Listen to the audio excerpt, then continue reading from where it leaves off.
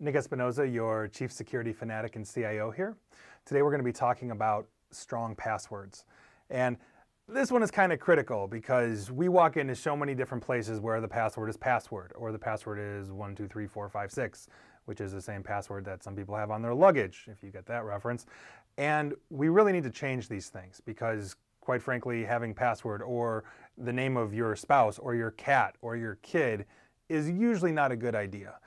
So there's a couple of different sets and standards that we like to use for getting strong passwords, for using strong passwords.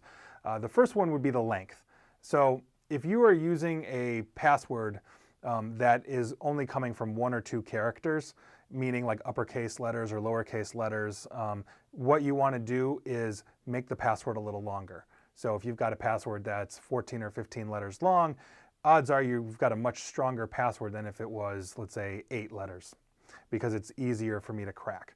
And it doesn't necessarily have to be something unusual. It can be something like, this is my password, that is actually sufficiently long enough, and obviously don't use that, but it's sufficiently long enough to make it very difficult to crack.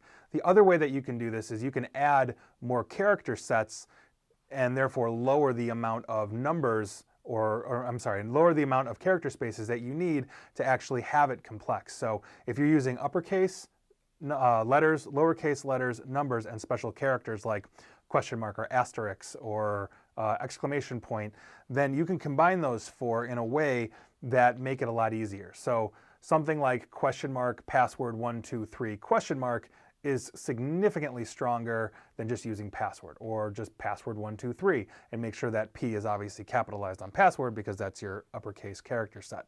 So using these techniques, you can create something that you can easily remember, you can make longer, and you can make it much more difficult to break.